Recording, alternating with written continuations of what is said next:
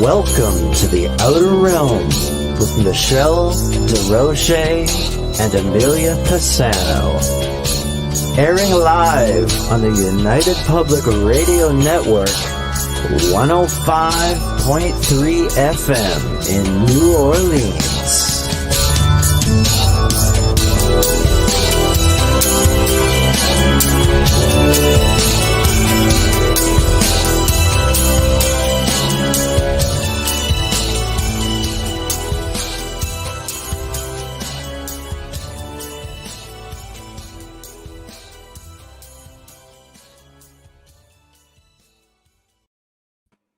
Good evening, everyone. Welcome to the Thursday night segment of The Outer Realm. We are broadcasting live on the United Public Radio Network, UFO Paranormal Radio Network, 105.3 from the Gulf Coast and 107.7 FM from beautiful New Orleans.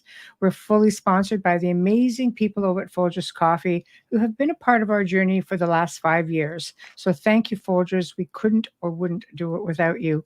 Also, big thank you to Justice Snicker, a.k.a. Dr. Snip, the Sonic Surgeon, for the contribution of his voice, his music, and of course his time. I like to throw that in there for the intro that you just heard. He's an award-winning composer of Halloween, horror, sci-fi, and dark wave electronic music, which can be found on all of your favorite music streaming platforms.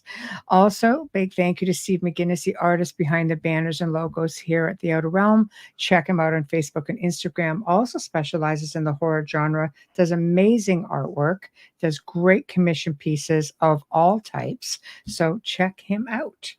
Tonight, we welcome the return of our dear friend and special guest, Constance Victoria Briggs. You're used to her coming on and talking about a lot of galactic things and UFOs and such. But before all of that, she wrote a book called The Encyclopedia of the Unseen World, the ultimate guide to apparitions, deathbed visions, medium, shadow people, wandering spirits, and much, much more. So it's going to be a different kind of show for sure. And we're really excited about it. And everybody is already starting to chime in. So here we go, putting everybody up. Hello, Catherine. Janie, hello. Heidi, hello. I feel like I'm on Romper Room every time. I know. Everybody chime in. I know. So, I know. I love it, though. It's great. Yeah, absolutely. Great. Oh, my gosh. Absolutely. Things are still reeling from last night's show. Oh, my gosh. People loved it. And, November 13th. People keep asking me, when is he coming back? November 13th.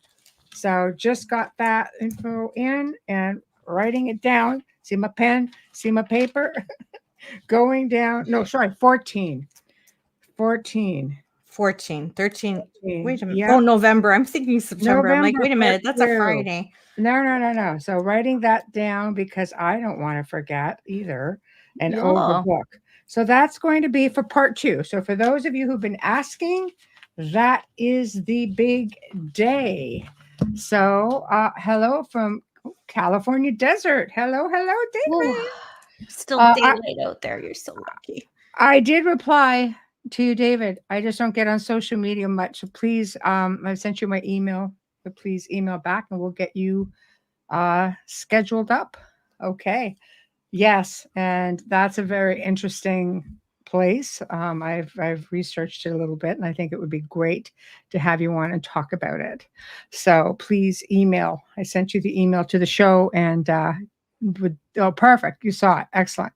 All right, there we go. David's in the chat room, and look for him as a future guest. Yeah. I know.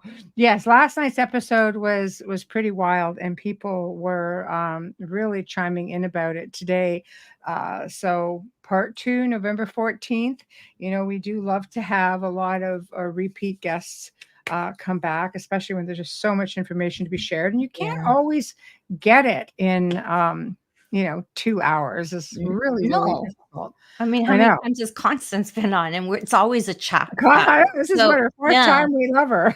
Yeah, when we see that you, the audience, really enjoy it, and we can tell by the ratings and the numbers on the different streams.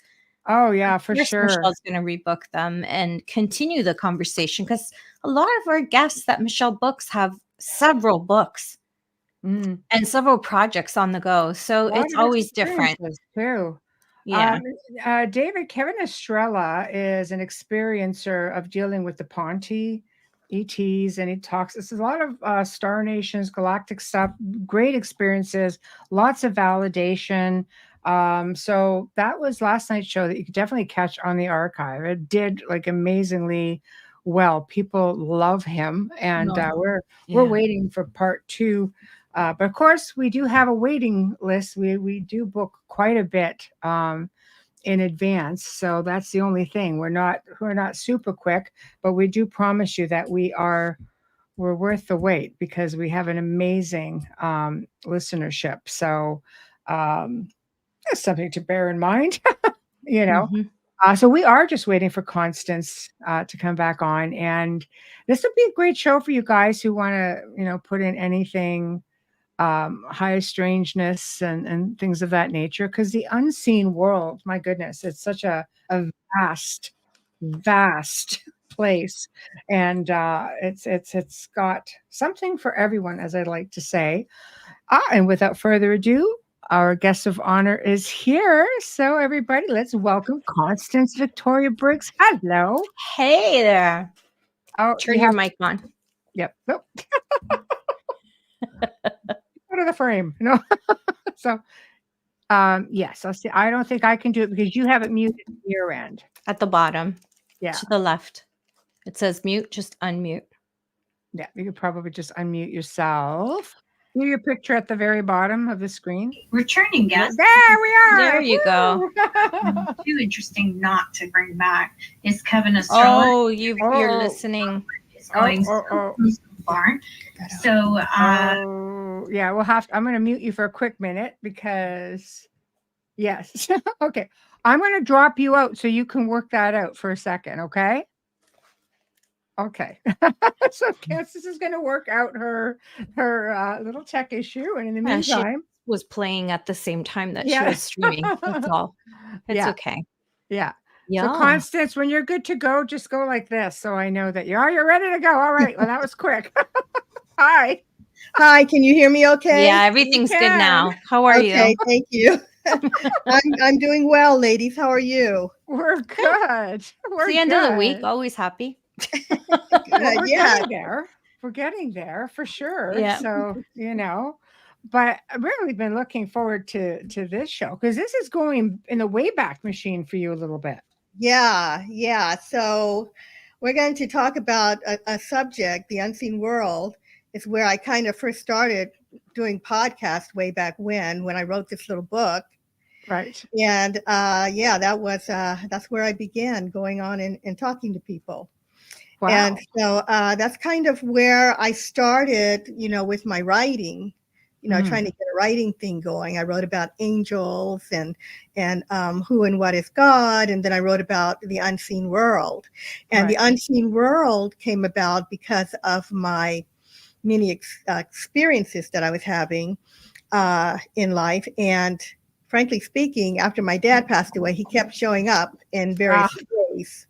And so I was so excited about that. I decided, I have a parent that has proven life after death, at least in my book, and I'd like to share it. So I wrote this little book for people, and kind of have a little book. A little book. It's an encyclopedia. Yeah. It's a big book. It's a big book. Yeah. But before we jump start this whole book thing, I have to say I have a little story for you that is relevant to the topic, and it's kind of an exercise for you ladies or the audience. Okay. Yeah. So in May, I did a podcast. Where I was talking about my Galactic book, one of my Galactic books. Right. And something happened while I was on air, something appeared. Now, I have experiences, but I generally don't get materializations. All right. Right. So I was talking to the host, and I was having allergies, and I had this little white tissue in my hand right here, and I'm talking, and I'm holding the tissue in case I have to sneeze.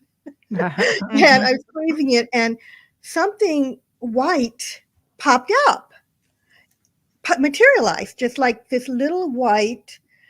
I want to say orb, but I don't like using orb because it's too general. It was white, was round, and it almost looked like a cauliflower. Oh. And I was little cauliflower, about this big.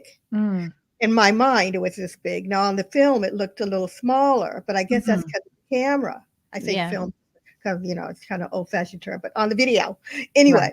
Right. So, so I'm talking to him, and this happens, and I'm seeing it, but it's registering, but it's not registering. I thought, what the heck did I do with the tissue? Oh. to make it pop up, because I'm concentrating. They were hard questions. All right. But then I didn't see it leave. I just saw the thing happen, and then behind me I felt something fluttering behind me, and then it clicked. Yeah, I saw something, and now it's back here, like that. Boom. And it felt like it was not only fluttering, but it expanded. I could feel it grow, like it was touching my back. And you can see me on the video going, like, what the heck is going on, right? Right. And I knew something was going on. And I'm trying to answer Brett's, the host's questions. Right. So then, all of a sudden, I see something fly. I see this thing fly that way. And it was larger than when I had seen it to my left, and it was going out. So I'm sitting right here in a hallway, and off to my right is an office with a balcony door, and it flew out, and I couldn't follow it because I'm trying to talk to him, but then I knew something had happened, right? That's what's going on. Never saw it again, but we did get it on video. Right. And so when you look at the video, you can see it looks smaller on the camera. In fact, it looks like it was like more like this size, and it looked like this, like almost like an insect flying around. I didn't know that it came to the front. I didn't notice it because I was focused. Came around here, and apparently it went behind me, made a fluttering thing, went left, and then up, over, and right. But at some point you can see it fly past again, and it was larger. So you had a visitor. And you have to slow down the video to see all of this, but you can see it. Lots of people have seen it. So if anyone tonight sees something behind me, let me know. Let me know, because I haven't been doing, gosh, I don't know if I've done any shows since May, because it's been a crazy summer. So I'm like, you guys let me know if you see anything, right? Yeah. Yes. Oh, absolutely. It has happened. It does happen when you're on screen.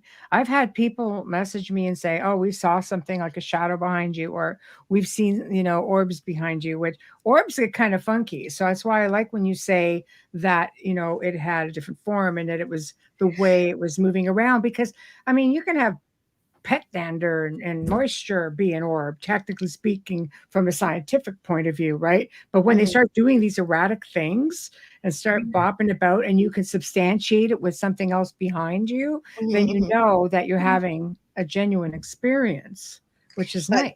What was it? I told my son, I said, I felt like I was being probed, and oh my God, I shouldn't have said that to him. Don't say that to your kid. Right. He's not so excited about that as I am. No, exactly. Yeah. Hi, Howie. Howie, hi. I'm tipping my hat. I don't see him anymore on Facebook. I don't know what happened to him. Yeah. I'm tipping my hat. Yes. I love wearing hats. Just saying. Oh, yeah. Howie's around. He definitely makes his rounds. So we always love to see him here. It wouldn't be a Thursday without him. Yeah. But we love him. So you've had amazing. I think this is something a lot of people can relate to, is having maybe visitations from loved ones. And I think it comes down to not recognizing the signs, I think that you have to be, let's see if I can call up my notes here for you ladies. I think you have to be open, first of all, to receiving the messages. Our loved ones. That's for you. I'm sorry. I'm getting messages from Howie. That's from it. Howie. Yeah. Yeah. Howie. Okay. Yeah. Anyway, so this started with my dad. I'll just start telling you about him first. So Right. my dad passed away. About 22 years ago now. Wow. And Oh, like my brother. Yeah. Yeah, I can't believe it's been that long. But I knew enough about the unseen world that he should make some kind of presence known. And he didn't for about 3 months. I did not get any kind of message from my dad. But when he started, man, did he let us know. So my first experience in understanding that he was around was one night I was working what I call my God book. He had passed, 3 months went by, I was working on the God book in my office. I had a toddler at the time. The toddler was sitting, and my computer, the word for windows, I had all these windows open and they started blinking. Wow. When do you know word for windows, for the windows to start, going on? Right. And then the computer did boop, boop, boop, boop, boop, and then shut down. And I was so mad and frustrated because I was writing a book. And I'm on the phone now with my husband, I'm in SoCal at the time. He was in Northern California on business. And I'm like, you should see what the computer is doing. I've got a deadline, blah, blah, blah. What can I do? He's like, honey, what can I do? I'm all the way over here. Anyway, so I turned off the computer. I took my son downstairs. And at that time, we were having energy problems in SoCal. All right. We had to conserve energy. So the lights were always off in the house that summer. Right. And I went downstairs. So I turned the lights on as I'm going down. We have the living room to the left, family room on the right. I go into the living room because, it's kind of creepy in the dark. So I turned that light on anyway. I turned the lamp and I took my son Keon to the family room, turned on that light just with the switch, set him down to read a book. All of a sudden, the light in the living room went out. And I knew, when a light goes out, they just don't go out. You pop a switch if they're, then they like blow or something. But I knew something was off. I could feel it. And I said, come on, stay right here. I'm going to go see. So I looked, I turned the knob. It wouldn't come on. But I couldn't. Finally, I saw that the cord to the lamp had been pulled out of the wall. All right. It had been dislocated. So I knew it was my dad. And it immediately occurred to me that he was messing with the computer and I wasn't getting the message. And he had to go to the extreme because I'm so dumb. Well, it's not that. It's just you're going about your day, right? My what, hon? You're just going about your day, so you don't realize that things are happening. That's right. Yeah. I think that's the most common thing is that life keeps you so busy, you just really don't recognize. No. You put it off as something logical, which is normal. I got goosebumps when I agree with you. And I had a toddler. It's not, easy. I got goosebumps and I talked to him. I stood there and I talked to him and I told him, listen, I'm very jittery. Don't just pop in on me. And, but I hear you can come through in dreams. So basically dreams are one of the easier ways for people on the other side to contact us. All right.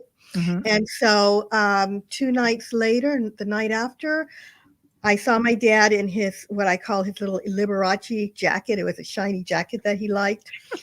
I love and that. Before I saw him, I heard him call me. I was sleeping, but I heard his voice outside of my dream. And I was dreaming. I astral project a lot, and I have also vivid dreams. And in this dream, I was in a building doing something, I don't know, walking around. It had nothing to do with my father. My father just kind of what I call beamed in, out of place in this storyline dream that I was having. And he was smiling like, see, all right. But I started crying. And so I never got the message. Right. And I woke up, but I knew he had made that effort, right? So for me, I found that to be, of course, very comforting. And one of the reasons I wrote this book was because of that, because I wanted people to understand that there really is life after death, or you can call it life after life. Yeah. In the Encyclopedia of the Unseen World, my favorite part is the part about the after-death communication, because of my dad, and the book is dedicated to my dad. Right. If I may go on, unless you want to ask me a question. No. Go ahead. Yeah. Though, if a comment comes up, I'll flag it, or I'll just put it up. So go I ahead. should do better than this. I just get to talk. But I just want to That's say, what we But do. that's how our show is. It is for the guest to talk. We'll Yeah. keep up. Don't you worry. he continued on. It didn't stop with the dream, though. This was what was so fascinating, and why I need to rattle this off about it before we go further. Is because of that energy crisis, he had the opportunity to really show off, right? So I would go into rooms where the lights were off and he had switched them on. Mm-hmm.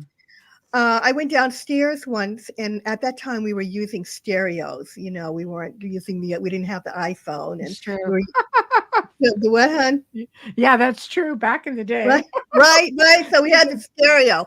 Right. All the lights were on the stereo, including features I didn't even know existed. Right. Mm-hmm. And so I knew it was him. My son's toys would go off. Mm-hmm. Oh, yeah. That's scary. Easy things. Right. That's scary when the toys go off. I'm not afraid. I should say I get startled so easily, but I'm not afraid of things. But if you jump from behind me, I'm going to jump. And toys going off, yeah, they startle me.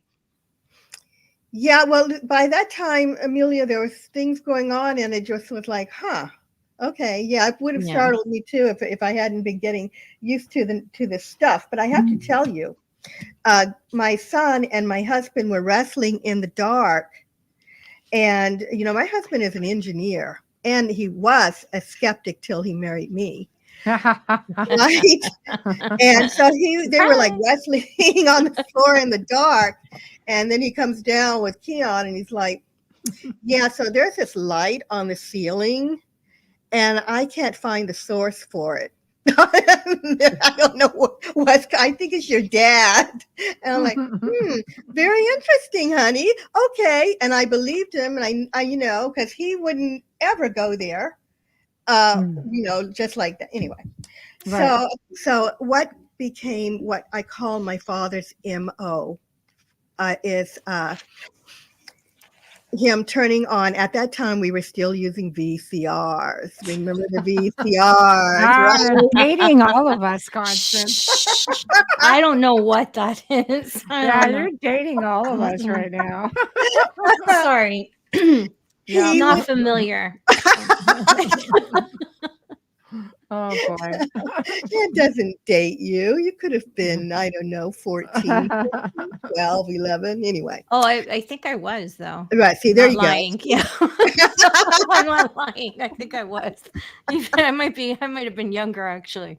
Yeah. Okay. Anyways. So basically, he started changing the time on the VCR. It was digital, so he would change it, and my husband would get really frustrated and say, "Can he change it back? I have to open it up to reset it." Yeah, you're making it hard. Would do that. I could, really, he would change the time. In fact, we had gone for a period where I hadn't heard from him, and I said, Dad, you haven't changed the time lately. And then he did. So that was what he settled on in the end of doing more of.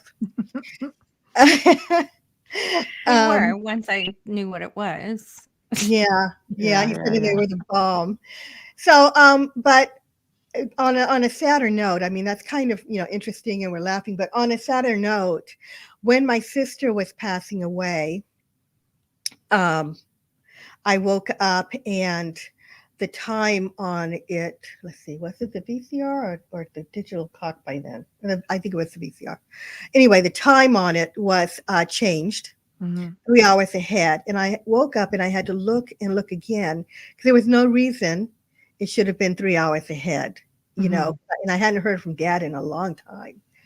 And then I found out that my sister was passing away. Mm. And I flew to North Carolina to help take care of her. And then while I was there, my husband contacted me and said that it looked like the time was kind of spinning.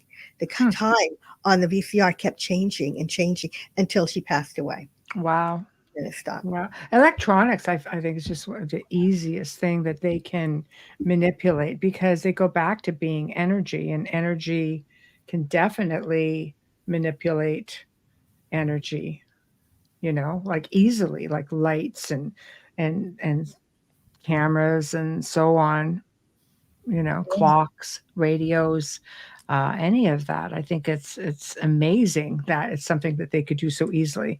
And but it's also one of those things that we can shrug off so easily as well. If we're not used to what do I look for? We tend to always lean to the logical side of everything. But I like this comment because this happens a lot, not so much with horsefly. I said his younger brother passed and came back as a horsefly. Sometimes it's birds as well, and horseflies are representatives of, the deceased, spirituality, all of that. So I'm sorry. No, go ahead. I've also heard about butterflies too. Butterflies as well. Another one. Yeah, I don't know if the wings represent, moving around or flying away or anything. But I agree about the electronics. That is one of, as you said, the easiest ways that they can communicate with us. I've had, Dad do something really strange with the television once too. It was like I was watching something and then the screen went black and some digital,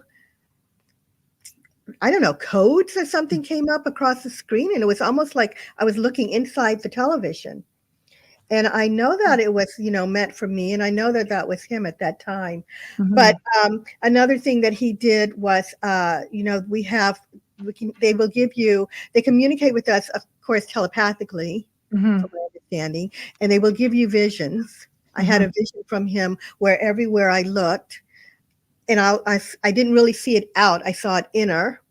I call it with my third eye. I don't know if that's correct, but every time I looked, I saw him waving. And I was in a mall, a Fashion Valley Mall here, and I could see him waving. So wow, he tried, and my dad had never visited me in SoCal.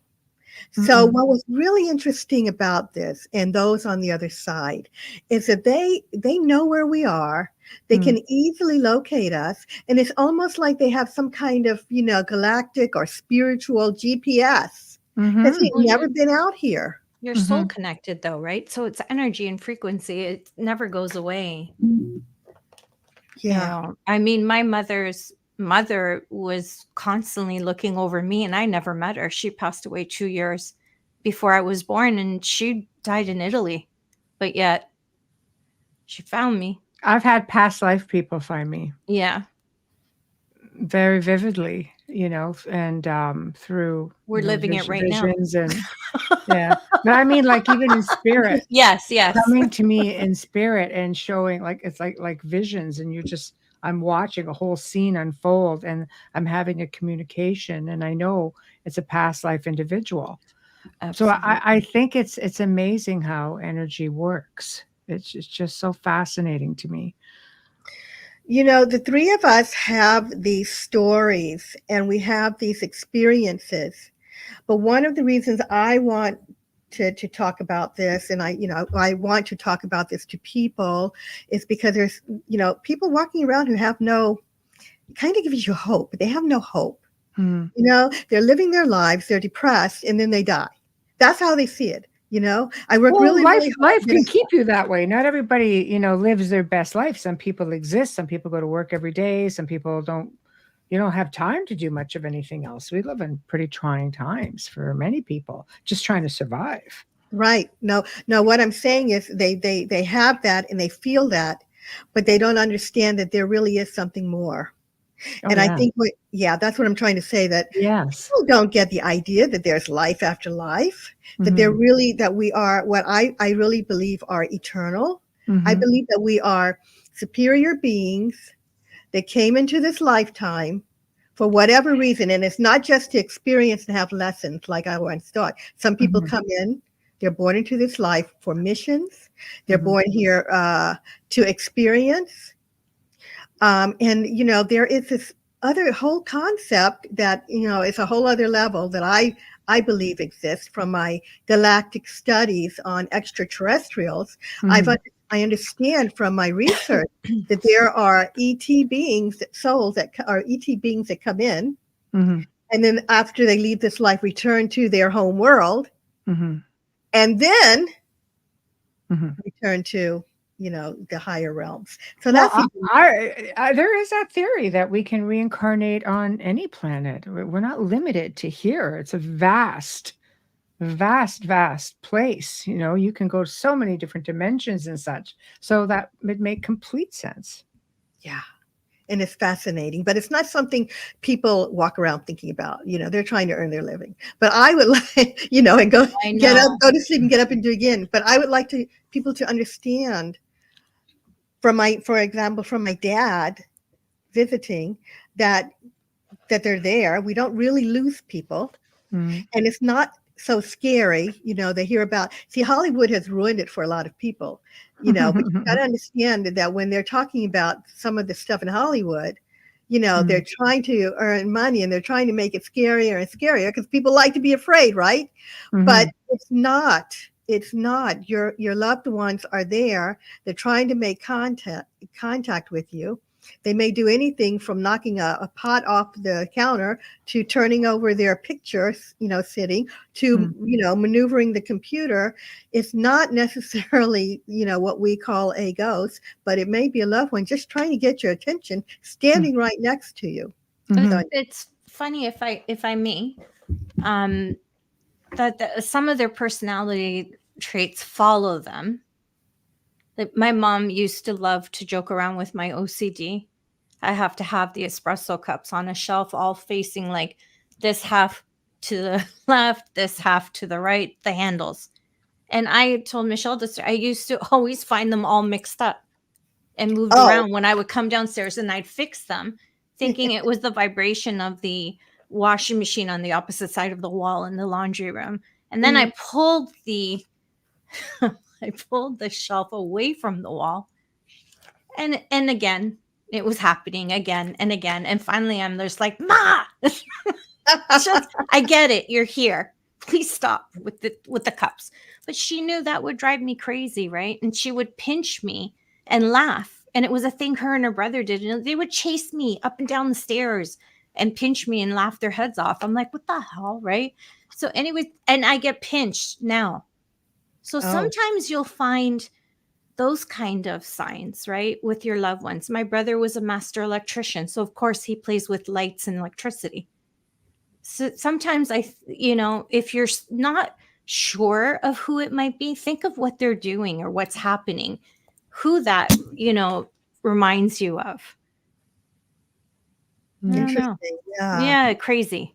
You know, I think that makes the most logical sense, because it's like being in a vehicle. Your car stops working, you get another car, or, you know, you find another way to get around. It's just, it's the That's physical. a good way of putting it. Yeah. Well, you know, you don't, your car stops working, you just, you step out of it. Or at night when we go to sleep, you know, put the car in the garage. You're going to sleep in the car? No. Chances are you're going to leave the body. As you mentioned, you can go astral. A lot of people leave the body without realizing as soon as you get into this deep sleep state. And it's the same idea. This is our physical form, because we exist and we live in this physical place. But beyond that, we are energy, and we can easily connect. The whole universe is about frequency and vibration. It's not hard for us to connect to all of that. No. Right? I love that. So, that's a great analogy. Yeah, I like it too. I like that's all I got. Can she quote you in her next book?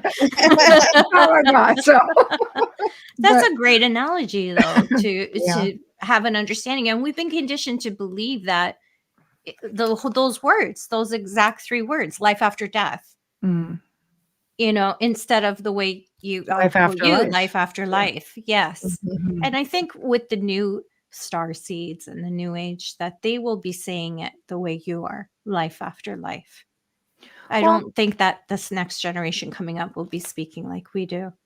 No, Or we I did. mean, you see it everywhere. Yeah. Right? I think people Well, want more, they want real answers, or they want more answers. Well, it helps when you have brain surgeons falling off of bikes and having past life experiences and coming back to life and saying, yeah, there's something more than this. that's right. It helps That's because you want a scientific opinion. There you go. You can Google that. There's more than one that have gone through this. And these are literally brain surgeons. They're not just, like regular people. When I say that, I mean, you can't get more scientific than proving how the brain works than them.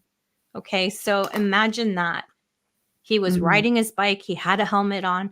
He went into he hit a rock or something, and he tipped his bike, and he hit hard because he was going down a hill really fast, and he cracked his helmet. That's how hard it was. And he crushed, and he had to go into emergency surgery. He was in a coma. I don't know how many months. I just remember this stays with me because he's a neurosurgeon.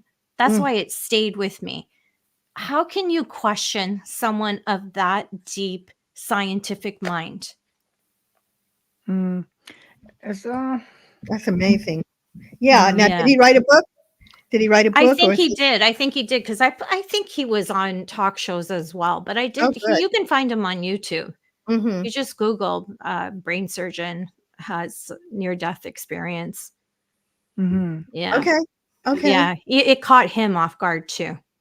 I think people, I think you're right, Amelia. I think people would listen to him and be interested in hearing his story. And I think, like I said, it gives people hope. That this crazy world isn't all there is, and it's fascinating. It's fascinating information. Less fear, I think, of death too. And I agree. And I think another thing people don't consider is a lot of people think that when you're born here, when you're born, that's the beginning of your life. They don't understand that we had a life before life. There's life before life and life after life, right? And so we talk about returning. People are, when I say returning, they're like, what do you mean returning? That some people haven't gotten to the point where they even understand that we didn't begin here. They think we began in the womb, No, exactly. Yeah. Exactly. I just want to make a quick comment to acknowledge David with the age of Aquarius and Pisces. Isn't it every 2,200 years that we change into a different age? Apparently around 2023, 2024 is when we actually slipped into the Aquarian age. Yeah. They just talked about that recently too. Yeah. So I think we're slipping into it, or we've just slipped into it, something along those lines. I'm pretty sure you could find something on that. But yeah. So anyway. Okay. So I wanted to comment on something that Save it for the show, David. Yeah, I've just put up comments. I saw it that time. Yeah. Okay. Go ahead. Stage is yours. No. I just wanted to say, while it's on my mind, something Amelia had said, because my mom passed away in 2019. All right. I'm so sorry. And I've been having interesting experiences in the house since that time too. And my husband and I, but we know it's her, right? But what was interesting. Well, okay. I haven't been able to tell who it is. Oh, Amelia, you said something about not knowing who it is. Well, I don't know exactly who it is now, except for at least on 2 occasions, I know for sure it was my mom, but I have been assuming that these were my mom because she passed recently, and I only hear from Dad now. Every blue moon something had happened, but when she crossed over, about a month after she went, I heard a strange noise in my room. It was like those door stops make a funny noise. That happened. It's like someone hit the door stop, and then the lights in the yard went on. The lights that come on. What do you call them? Yeah, When your people are automatic walking. security lights. Yeah, yeah, thank you. When people are walking, and they came on when that was it. That was wild, right? That was the first thing. Then the next thing that happened is she visited in a dream. And I was like, Mom, some dreams are visitation and some dreams are dreams. All right. Mhm. I've been at this so long now. I knew this was a visitation. I was like, Mom, you're here. It was amazing. She of course looked younger and beautiful and was like, had that same kind of look like, see, look what I accomplished. I beamed in. And so she's also oh God, she's messed with my computer. One night I went so my bedroom has my office is off from my bedroom. And I woke up and the computer was on. I've got these 2 big monitors and I went in there and they're lit up, right? And I was working on the hollow earth. So every time I'm working on something, I have pictures on my monitor. So the hollow earth pictures were dark. It was a city on my monitors in kind of darkish, right? But I go in there, I see that it's all lit up. I want to turn it off, whatever reason it's on. And when I get in there, the images, the background shut down long enough for me to understand that they shut down. And then it was a few seconds and they go back up. And there is image of sunshine and a big daisy flower, sunflower, bright orange and yellow screen as opposed to gray and black. And I could tell, boom, it was changed. And I knew. I assumed it was my mom, right? Okay. Did you feel her? I didn't feel her. And I see David's comment. Yeah. And I didn't feel her. I don't actually feel like I ever feel them. But I'll tell you one thing she did. The anniversary of her death one year before last. We were watching television right here in my bedroom. And the light started flashing. It's a tall lamp, floor lamp, started flashing like it was going to die. And I'm thinking, the anniversary of her death, I was really, well, I should say life after life or a transition, not death. We'll get it. We'll get it eventually. I was really right. Right. It's like, what do you say to get, anyway, so I said, this is, Mom, I reminded my husband because I had told him that morning. And he says, yeah. And I said, if the light turns off while I was going to leave the room for a second, the light turns off, call me. As soon as I got up and said it, the light went out. It was done. It went out. So we both knew it was her, in other words. So we knew that one was her. But my point in this story is I can't tell now who is whom, except because I talk to them out loud. I tell them I miss them. They know what's going on in my life. But 2 nights ago, this is where I'm going with this.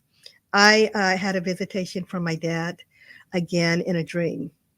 And it was him. So he was a military man. I'd never seen him in a uniform. And I have a picture of a headshot with him with his hat and brown uniform. I saw him in the full uniform and he was standing and he was glowing. He was glowing. Is he reincarnating into a soldier's body, like stepping into war? No, he was a military man. No, I mean in another life. Maybe that was know. a symbol of him. I'm going to step into this life now. I'm going to. Yeah, I wonder, because that's what I'm getting, anyways. Oh, really? I don't know. I'm just saying what I feel, right? Because maybe. I mean, I'm hoping that they'll wait for me before they reincarnate. Well, they're never really away from you. I know. Even then. Yeah. That's my opinion. Because I saw Michelle smile and I'm like, wait, that's my opinion. I mean, I know that they're with us. I talk to them. I know they're here, but I was just wanting them to greet me when I'm crossing over, unless the soul really is, in different places at one time. Yeah, but they can live another lifetime before yours crosses over. That's true. Yeah, we don't know how long they chose, right? For what I understand, souls can split. They can live multiple lives at a time. That's what I'm saying. Maybe they would be, and yeah. But I have to continue with this just a little bit because I thought maybe because he knows, they know that I don't know which is which, who's messing with what, right? Like, like a mind ninja thing. They're just playing with you now. Really? Well, I have to tell you though, really, on a sad note, that same night I had a dream about someone very close to me passing away. Okay. Mm-hmm. And I was the worried. Italian culture. Sorry? No, you finish your story and then I'll give you what my mother told me about that. Okay. I was worried that it was connected. Was he appearing to let me know it was him moving the electronics the other day? Or was he there because this person is going to pass away and he was just trying to let me know? That's what I don't know about afterlife communication. I couldn't pick up what the whole thing meant. Did the person pass? Not yet. Okay. Is the person ill? When you're dreaming of death, No. it usually means it's not always a death, it's a rebirth. It's the end of something else and the birth of something new when you dream of death. Now, it's different if you're having a premonition. I don't know. Yeah. I've dreamed of losing this person before. This in the Italian culture, my mother said, if you dream of someone's death and you see them in a casket where you're attending their funeral, you've extended their life. And I only heard of that because right before my dad retired, I was so afraid of him not being able to enjoy his retirement. Mm-hmm. And I just kept dreaming that he was in a casket. Instead, he lived to be 90 and my mom passed away a year later. Oh, I'm sorry. So, thank you. I mean, that was a long time. It was 28 years ago. But yeah, so she said that to me. And there was two, I don't know if they're old wives' tales or what it is or the culture. There was two things she said. If you dream about death, you've extended their life. But that's if you attend their funeral. When you're dreaming about death, and Michelle said, it's often the end of something, just like in tarot, right? And it's a cycle. Yeah. And she would say another thing that my mom and my aunt always said, if you dream of someone who passed away and they're asking you to go with them, don't. In your dream, don't go with them. If they say, sounds like a bad horror movie. Yeah, it is. I'm like, oh my God, like really? This is why I didn't follow through with this stuff for a long time. Yeah, talk about talk about living in fear over, but it's the culture. It's the old wives' tales. I don't know if there's any truth to them. I'm just, sharing the culture with you. Very interesting. Stories. Yeah. I don't know if they're similar in other cultures. Well, sometimes, I think that the stories come about because someone has had some experience.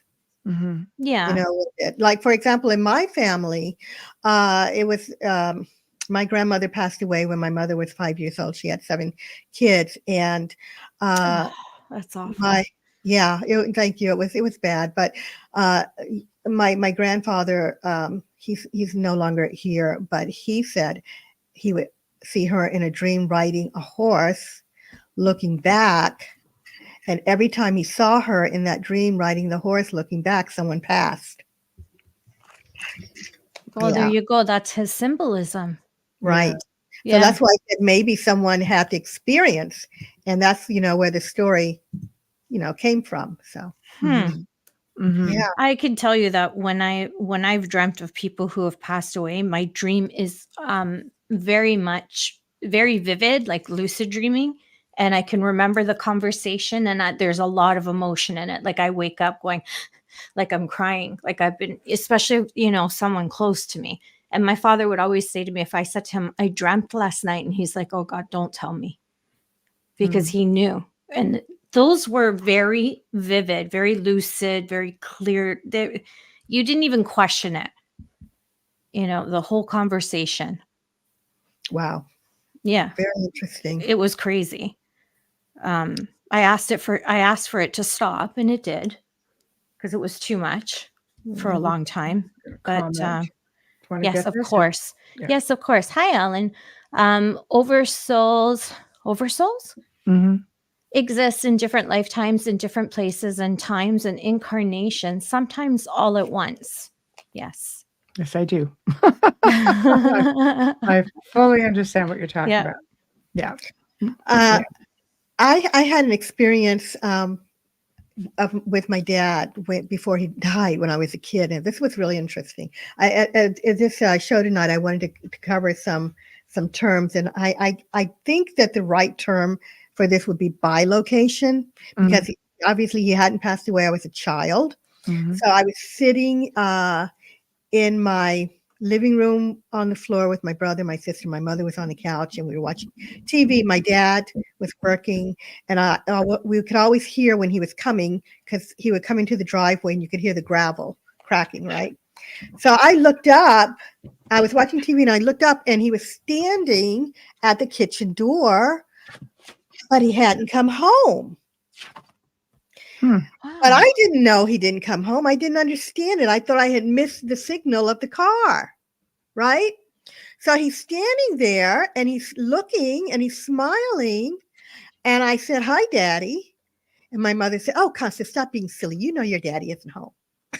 And then I looked at her and I looked at him, and he turned around and he walked back out the back of the kitchen and out of the porch and was gone.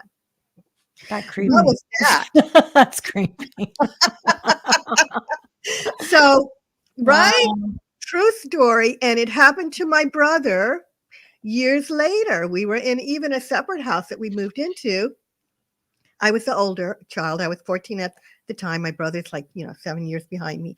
And he too said something to Dad, who wasn't there. And I just looked at him and said, "Don't worry. It happened to me too." Right. And he just looked at me like, "What the heck?" I mean, people leave the body all the time. There's nothing in the rule book that says it has to be at night when you're asleep. Yeah, I think he was somewhere sleep, and he left and he came home. Right. That's what I think. That's very, very possible. It's just at this point in life. I didn't know it then. Right. So, No, I imagine researching for this book, you had a few awakening moments. Yeah, very interesting stuff. So I wanted to share some of the, since we're still on this topic, Michelle and Amelia, other ways that people on the other side might try to contact us, and I'll just try to run through them, I guess. Of course, go ahead. Yeah. So we talked about dreams, feeling a presence. Now, Amelia mentioned that. I've never felt the presence. The presence, when they turn off the lights, my mom was here, I guess. I don't know if they do it from afar, but I'm assuming she was here. I didn't feel anything, but others have. People have felt like, they were being touched or caressed, or even, their cheek or face maybe even being kissed. I don't know if you ladies have had that experience. Oh, I get the hair pat. Often. Yeah. The hair pat.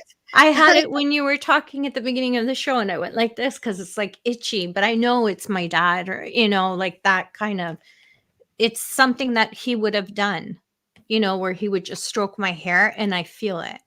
But because it's up, it's even more irritating, right?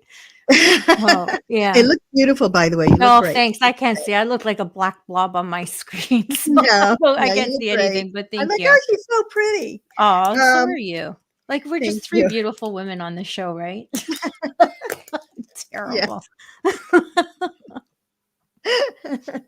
Oh, well, thank you. Oh my gosh. Well, I have had something, it hasn't happened in many, many years, but where someone felt like they were kind of pulling my hair a little, but my parents were alive then, and I was so, what the heck is that? It's like someone, so I guess that is feeling a presence, but I thought when you used the term presence, did you feel like this energy? Yeah, you feel like like a knowing, it's them. Okay. Yeah. That's okay. Everybody has different experiences. That's why I was asking. Thank you, David. Thank you, David. Aw, thank you. Look at these comments. Thank Vanity you. is alive and well. Back up those brownie points. Not that I wasn't fishing.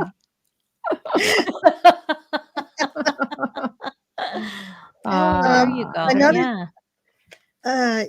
Yep. Jamie Ashburn says, "Hi, Jeannie." Go ahead. I felt my mother touching my cheek. I was grieving summer of 1998. It was a gift of love. Absolutely. Yeah, we need those.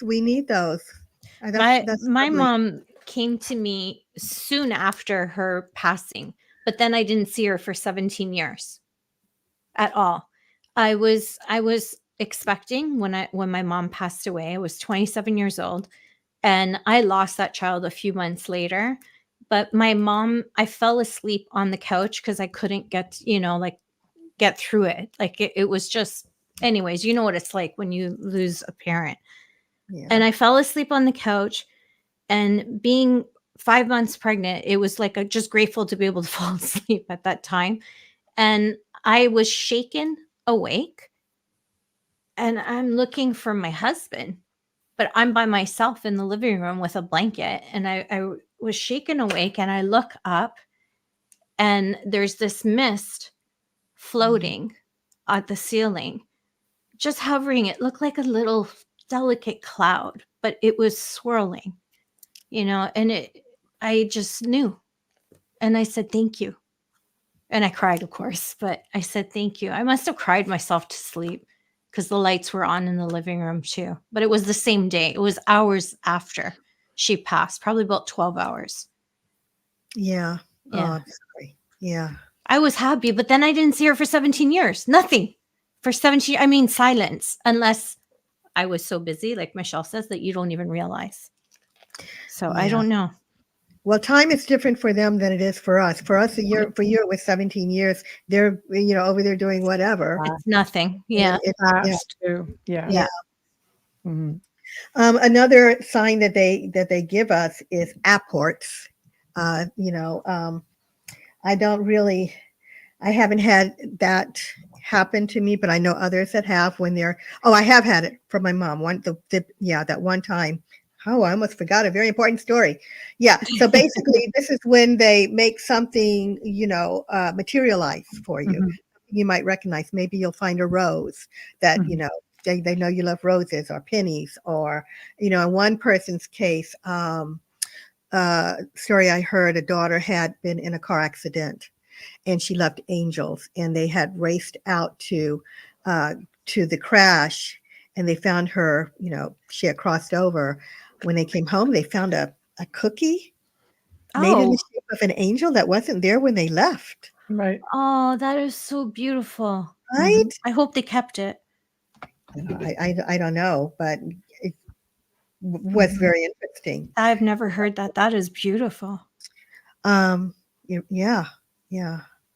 But okay, so my mom, was on the East Coast, and I was there. My brother was there. She had crossed over, and we were cleaning out her things, and we were staying in her apartment while we were taking care of her, her belongings and all of this. And we would go to dinner at a restaurant, my brother and I, and we were very sad, of course. And so that one evening, we went to this restaurant, and I went to the ladies' room. And I went into the ladies' room, the ladies' stall, right? And so I went in, turned around, locked the door. Went in, locked the door for whatever reason, turned around, and there was a note on the back of the toilet.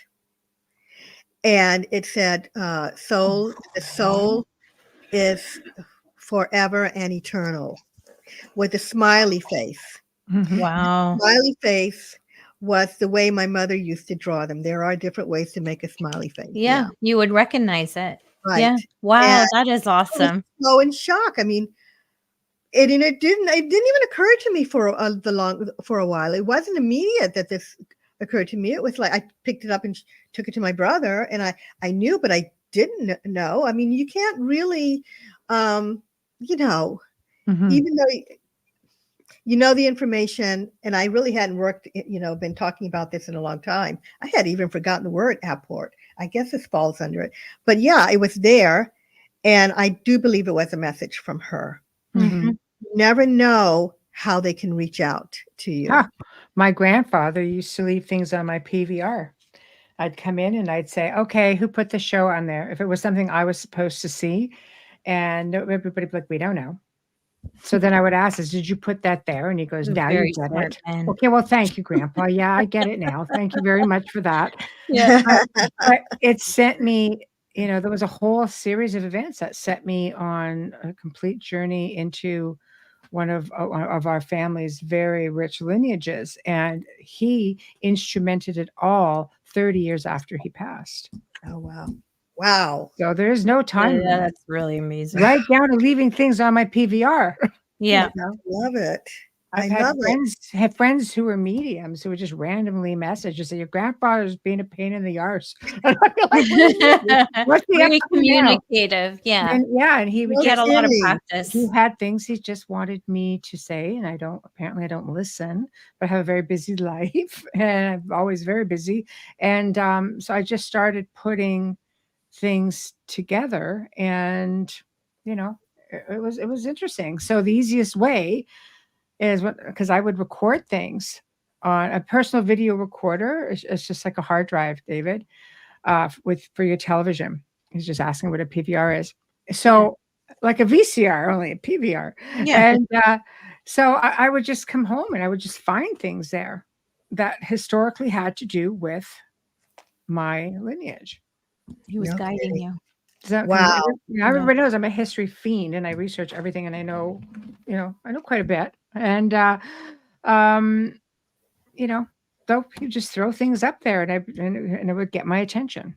So I think they reach out, as you say, in many different ways. That was just how my grandfather did it. Was he also a history buff, Michelle? Oh, yes. Yeah. Well, it helps because kindred spirits, right? Yeah. So that's nice. That's an amazing story. He literally guided you through all of that. I love it. Instrumental in it. Yeah. So now when you write, you're going to write a book about this, right? And you're going to dedicate it. She doesn't have time to write. Everybody's saying, when are you going to write a book about your life and all of your experiences? And I'm like, you just have to watch the show. I think wrote quite a bit about my life on these shows, but I don't have time to write a book. Not now. Maybe when I'm like really old or something. Maybe like Barbara Walters did. She waited till retirement to write it because she said, well, I'm not done living yet. Oh. And then it was like 700 pages, this small print and this big because I have it. And I read it cover to cover. Yeah. She put all her transcripts from her shows in there and her interviews with Castro, her interviews with everybody. No kidding. Manson, they're all in there. Yeah. See? It's a small print, just but watch The Outer Realm. I'll give you whatever you want. She just kept everything organized and ready to go to put it together later. She was a journalist. It wasn't difficult. No. She knew how to research. That was just her thing. But yeah, she always said, I'm not done living yet. I'm not doing it. And it's very hard to do. Constance, you've written books. My family will say to me, my sisters would be like, well, you have all this family information. You should write it down. No, why don't you just sit there and record me when I talk? Yeah. Because I don't have time to write anything down. No. Who has that kind of time? Yeah. We did it with our uncles. Like each one of us wrote down or like typed whatever, emailed the stories that our fathers would tell us because of our history and our lineage and everything that happened. And my uncle was a prisoner of Nazi war and stuff like that. So all of us have the stories. I've always said we need to do one. You have to collaborate. And it's a matter of getting us together. We don't live in the same cities. So I'll tell you something. The dead do speak. Yeah, absolutely. When there's a question, I do ask.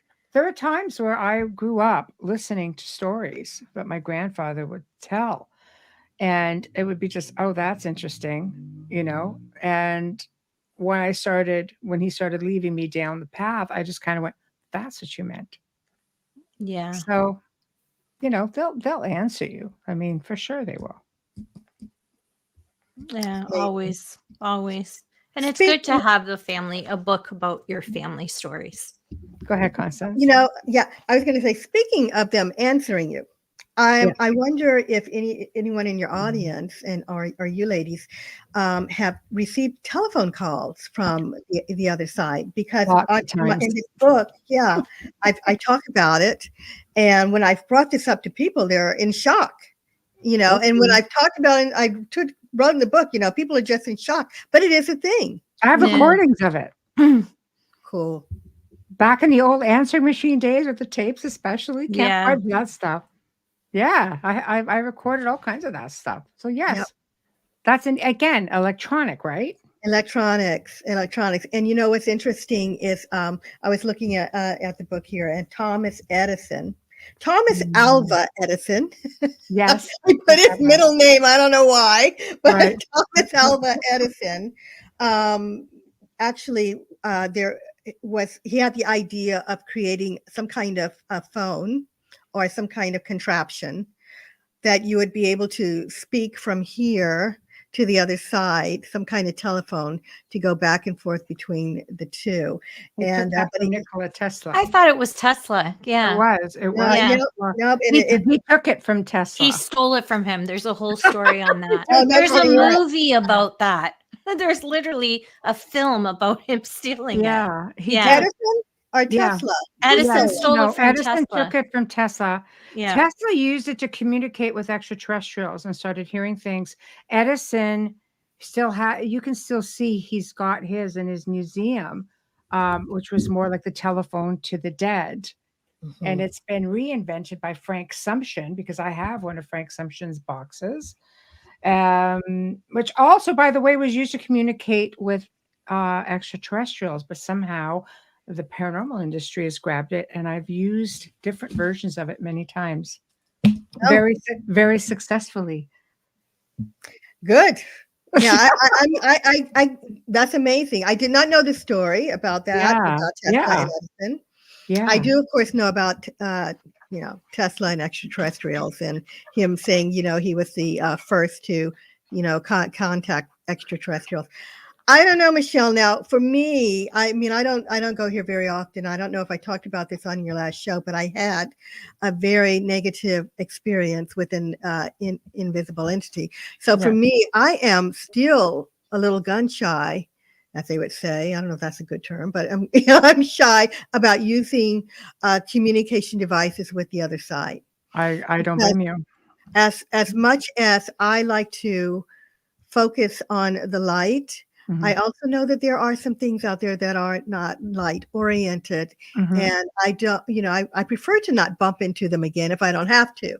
So, I mean, are we protected? Yes, we're protected. I believe that I got better in with this situation by calling on angels, and it did go away, but I haven't let myself open up that part. Right.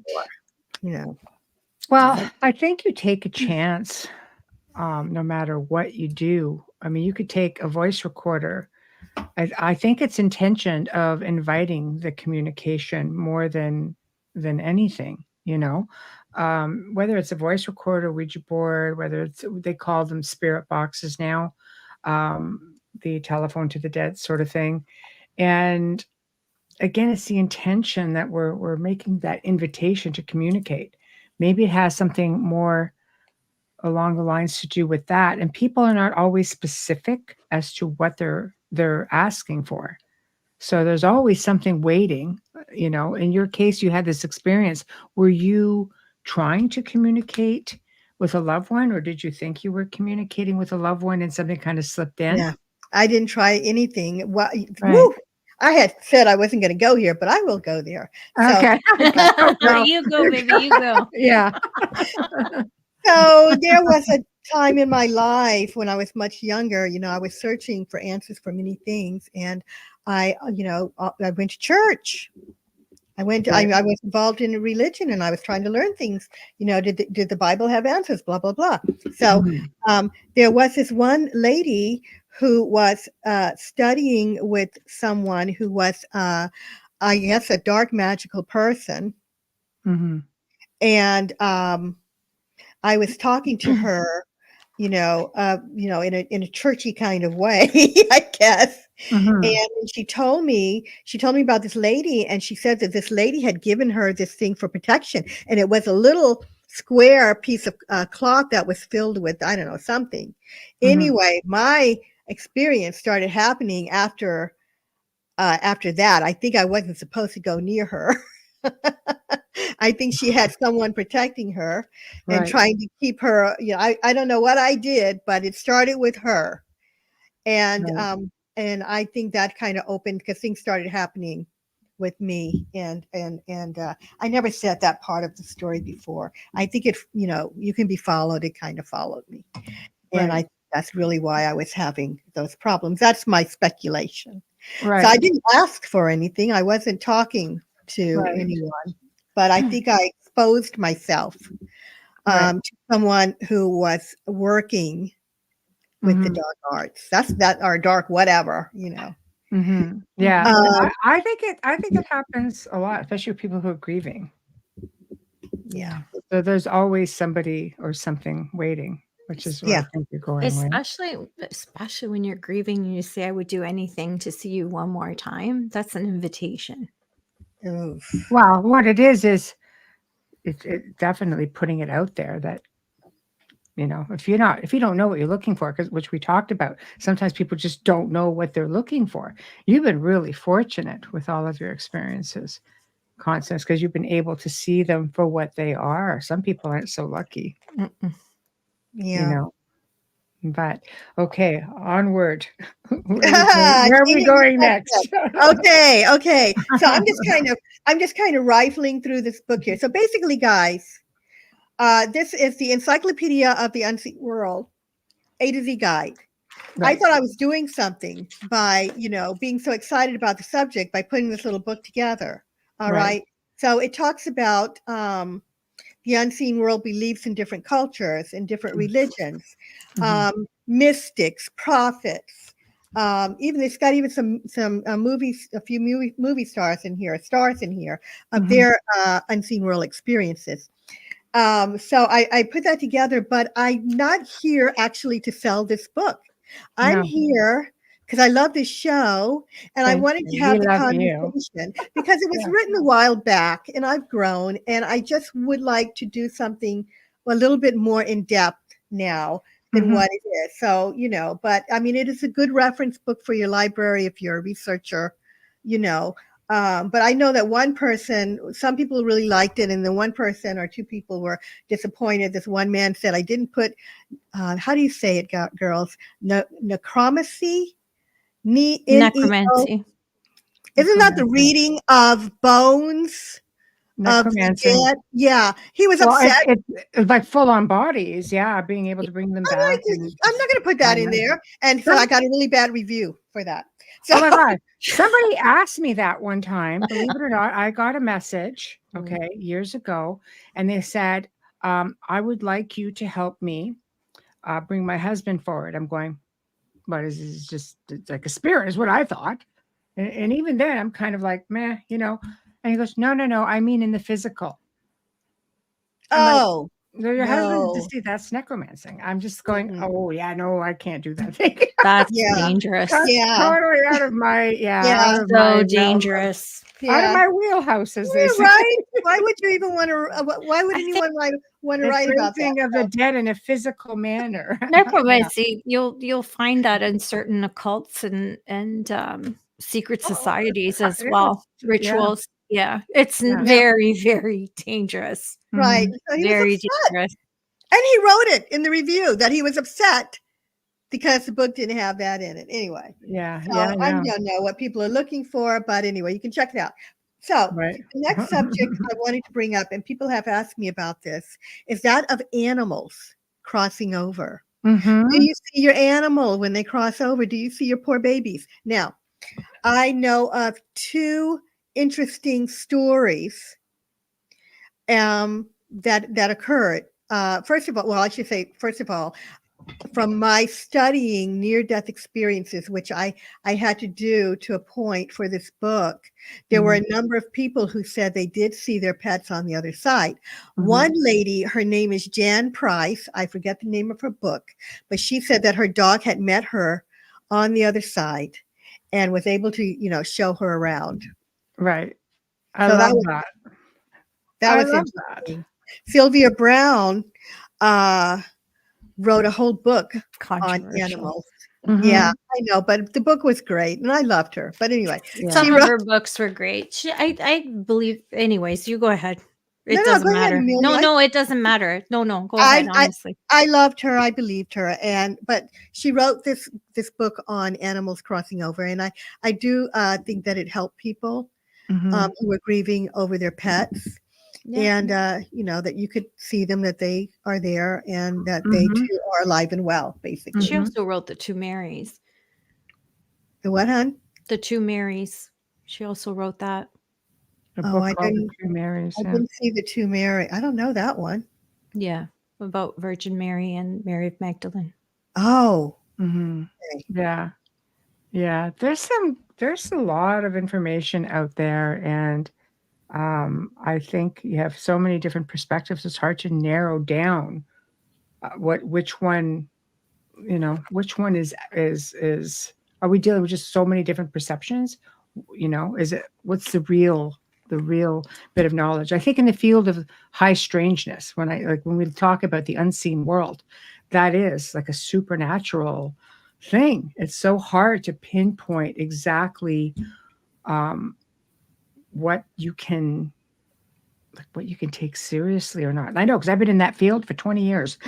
There are days I'm just like, you learn new things all the time, because that's what the whole thing is about, is the continuity of the research. Yeah, just the trying to put together pieces of a puzzle that's why it's supernatural. You may never have all the pieces of the puzzle, but just the fact that you don't get something concrete means you could just keep searching.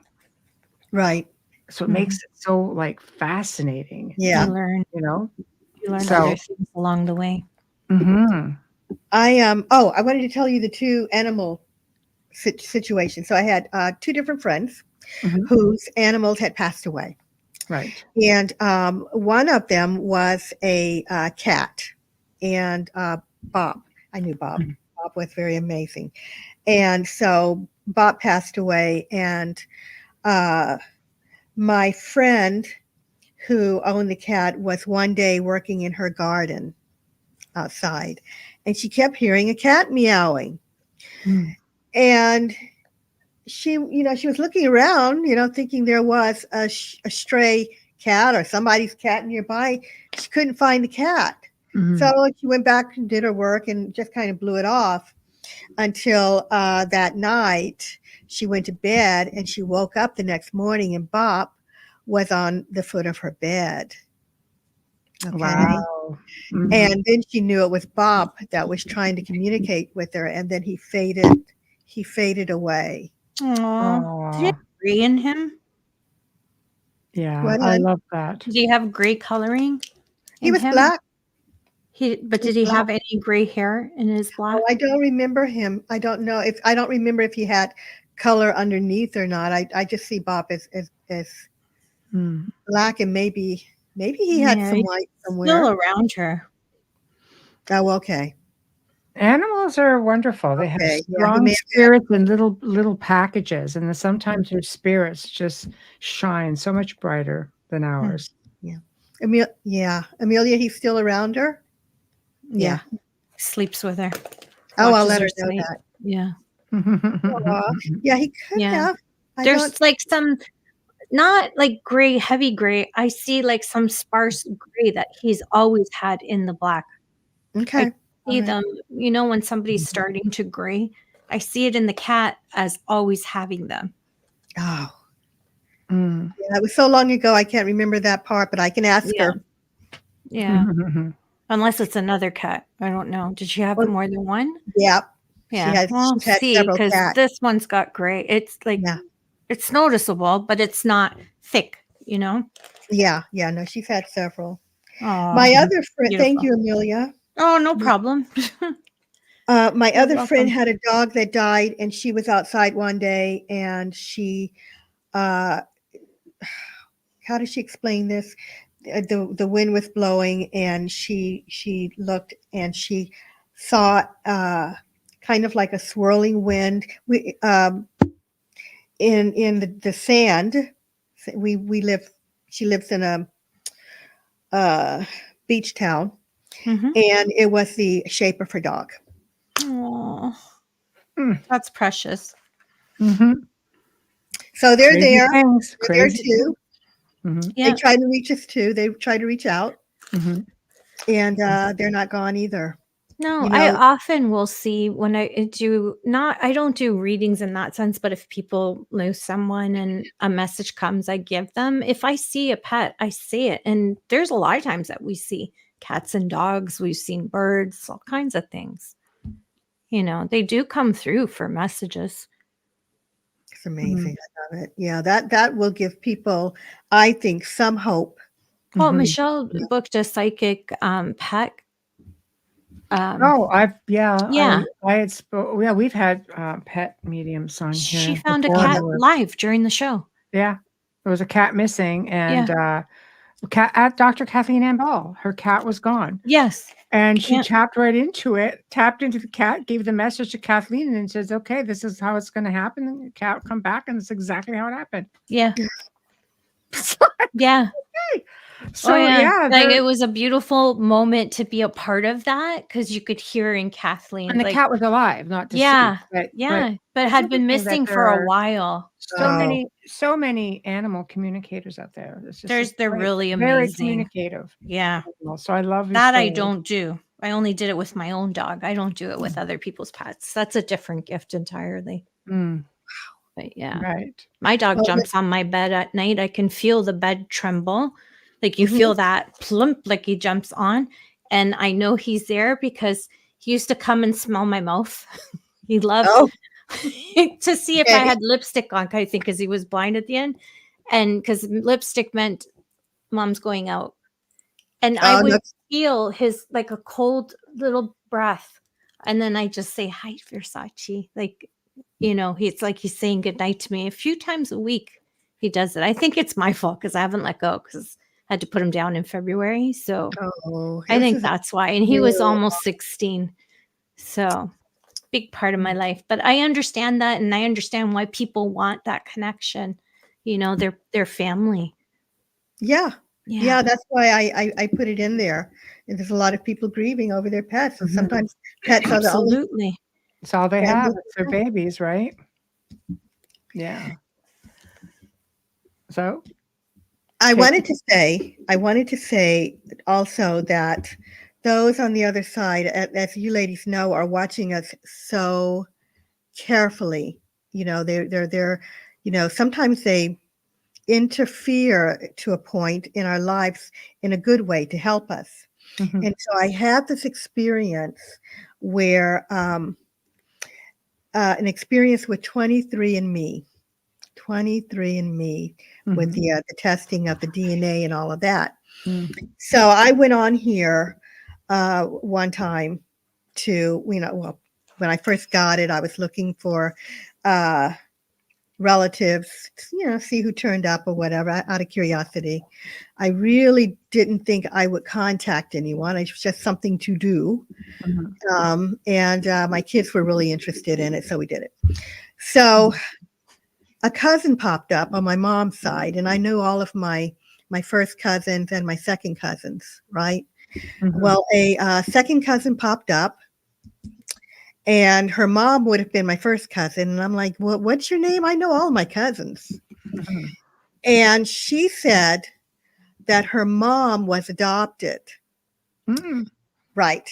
So her mom was adopted and she didn't know her family. And I'm like, and so she started telling me this information. And then she eventually, this girl who was the daughter of this lady, sent me a picture. The Mm. picture turned out to look exactly like one of my uncles. How crazy, eh? And she was my first cousin. Wow. Now, my uncle had a wife. And so I did the math of the age of the lady. Yeah. And it was before he married my aunt. All right. Yeah. Scandal comes out of those things a lot. Yeah, I will never do that again. Yeah. Never, ever, ever. Not a No. good experience. It had a happy ending. But why am Yeah. I bringing this up? I'm bringing this up because the moment that it started, I felt someone around me in the sense that no, I didn't feel the presence like, someone touching me. Mhm. I felt ill because I was beginning to be sick and feeling ill. Mhm. Someone was trying to reach me, and they were trying to get me to contact Mhm. not my uncle who had passed away, but my cousin, his son, who was also, and She was trying to bring you all together, Mhm. and she was being pushy about it. right. Yeah. When I Right. was getting ill, and my mother was saying, it was my mother's brother, she was saying, don't touch that. Your Mhm. aunt is going to be upset if she knows that there's another child. And I'm like, no, this was before marriage. Mhm. And not that it should matter if you ask me, Right. because I think that the child is more important, That's but right. that's not how it works with the older generation. But it's all a matter Yeah, of opinion. yeah. Right. And so I wasn't acting accordingly. So I started then, I was like, I contacted my cousins and they didn't want to touch it. My cousins, because this wasn't the guy, wasn't someone I was really close to, the son. And Yeah. by this time I was in touch with the mother. And she was saying, I've been searching for my mom, but I never searched for my dad. And I can't find anyone on my mom's side. Nothing's on my the records are closed or something, but it never occurred to her to look for the dad. She didn't have anything named to go on. Right. Anyway, long story short, I was just getting worse. I was getting trembles and headaches and nauseous. And I finally ended up connecting. I convinced my cousin, the guy who was her half brother, to talk to her, and he did. And they had DNA tests, and they were brother and sister. Mhm. Crazy. Yeah, but there was someone in the background that I couldn't see, because then it all stopped. It all stopped. The It bad was a different feeling. time. Did your Mhm. uncle? The feeling, whoever was trying to get them together, I mean, that energy was gone. Mhm. Well, it might have been him, because it depends if he was aware of this woman Right. expecting or not, and found out when he crossed over that, hey, I've got a kid. Right. We have to Right. pause for a quick station and sponsor ID to keep I the was just sponsors happy, keep the boss looking at happy. that. I just looked at the time and I'm like, I wait for Michelle to say that. Okay, you are listening to The Outer Realm with Michelle Desrochers and Amelia Pisano, coming to you live from the beautiful city of New Orleans on 107.7 FM radio, as well as the Gulf Coast. And I'm losing my earbud on 105.3 FM radio. We are live on Roku TV, Rumble, YouTube, and I'm not sure if we're on X tonight, and Facebook group pages. Listen to us on Alexa Prime and about 250 streaming platforms. Our returning guest tonight is a dear friend of ours. We love having her. Constance Victoria Briggs is here tonight, and she is talking about the Encyclopedia of the Unseen World, her book, and her life experiences. If you're just tuning in, don't worry, we archive everywhere. First of all, and I'm tongue-tied again because, it's near the end of the week, the shout out and the gratitude for Folgers Coffee from our first episode with UPRN. We thank you for your continued support with sponsoring our show, and we absolutely love you. We look forward to many years together with you. Our fabulous banner and promo media is courtesy of Steve McGinnis, horror illustrator and an incredible artist. Steve also creates custom commissioned pieces and can be found on Facebook. Thank you, Steve. Our intro outro is courtesy of Dr. Snick, the sonic surgeon, aka Justin Snicker. Say that 6 times fast. Award-winning composer, vocalist, and musician. He's so kind to create this intro for us, and sometimes when we have the time we get the outro out there. It's just amazing. You have to check out his music. You can find him on Amazon and Bandcamp, stream on any platform that you normally use, and find Dr. Snick on Facebook and Instagram. Thank you, Justin. Lastly, are you watching this episode right now? And where are you watching it? Is it YouTube? Is it Facebook? Can you subscribe? Smash that button. Notification so you never miss a show. Kindly share us with your friends and family, and help us grow on social media so we can continue bringing you the best in their fields just for you. Thank you. There we go. Okay.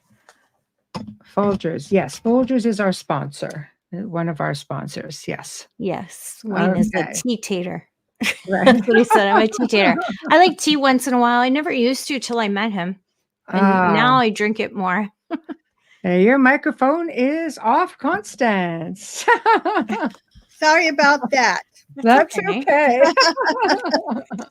All right. So let's continue on. Where do we go from here?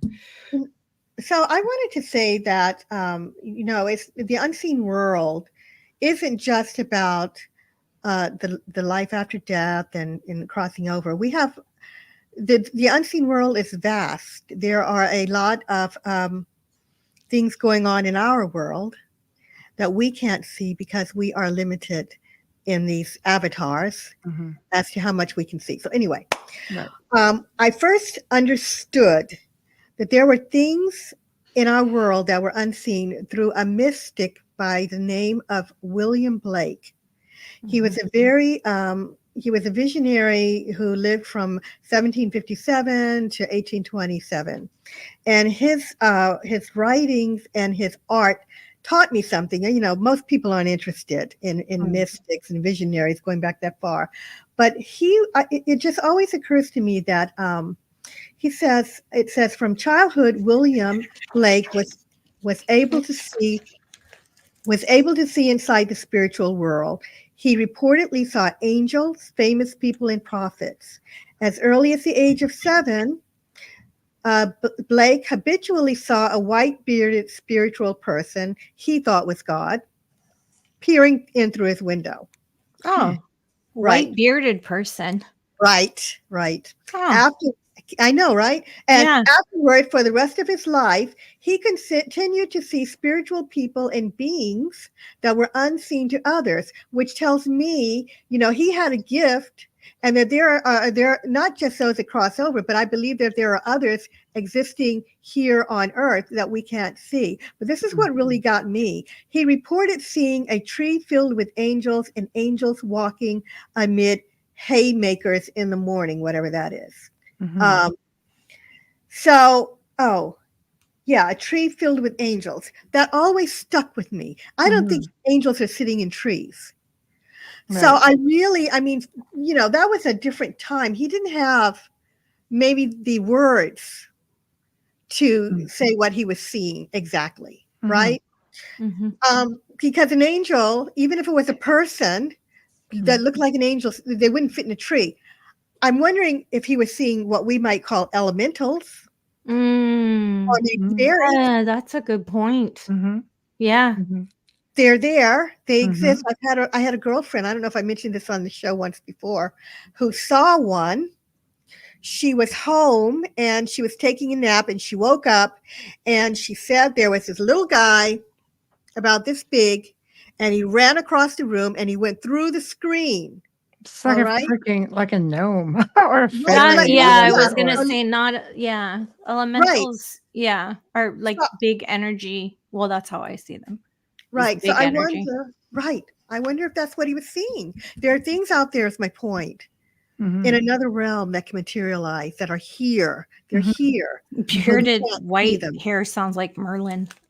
Well, I mean, Merlin. You know what? Yeah, that's what I think of. You've written a lot of books on UFOs, the whole galactic spectrum and different beings and things of that nature.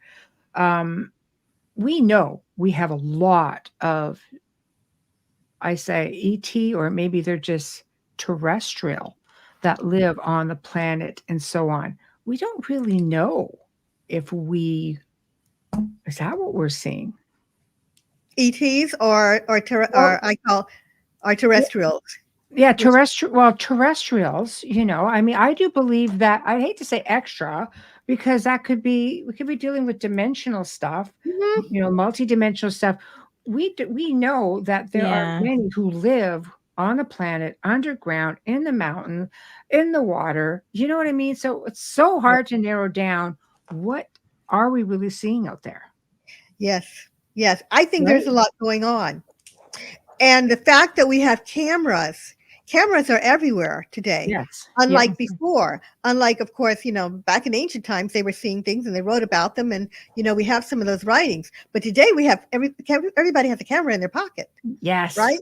And so there are things that are being reported and recorded that have been around for, hundreds or thousands of years that we didn't know were out there. And now they're being seen and they're like, what are they? Are they're aliens? Not everything is an alien.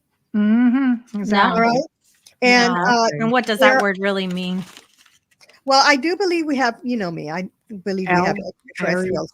I do as well, but I kind of hate the word alien. Oh, I don't use alien anymore. Yeah. I don't do it. No, and I kind of feel like it might even be offensive to the benevolent extraterrestrials. I like to call them star people these days or ETs. You have to have something to, Well, I mean, if they're terrestrial or, like I said, dimensional, it's so hard. You almost I just look at them as another race of beings because, my God, there's so many possibilities as to where they are. Ancient cultures interacted with them all the time. Sometimes they mentioned that they were their friends from the stars. Other times they were just like the Hopi from underground. From here. That's right. Yes. That's right. Yeah. I've seen pictures of two, being a researcher, you get all these stories and pictures. Yes. And so you have a broader view. So I've seen two different pictures of this little being. He just looks like kind of like a little gray, but he's green and kind of cute. Walking across the road about 3 feet, and the lady took the picture. She's just snapping the beautiful scenery. Somehow she didn't see this. Maybe it was smaller than 3 feet. Maybe it was, but she didn't see him until she looked at the picture, and she was like, "Oh, what is this? What could this be?" Well, she thinks it's an ET. And then, but my point is, I saw another one very similar in another place with someone saying kind of the same thing. I don't believe that these things flew in ships at two different places. I believe they were already here. Yes. Now, either they're coming out or they've already been here and, they were already here, but we didn't have the cameras to take pictures. If you look at people's experiences, people have been talking about odd things for years. Yes. All right. Now, there are these beings that I've kind of been following. They're not in the unseen world because they are everywhere. And I've been seeing images of them all over the place, but I think they've always been here, but they're just coming out. But some people think when they see them that they're an extraterrestrial. But I know that there are stories from ancient times mentioning this. I would guess you have to call it kind of a cryptid, but they're out there. And for some reason, maybe they were underground. They're coming out and they're being seen. That's another show. Oh, we could do that because, yes, there are many. There are many stories about that, things like that.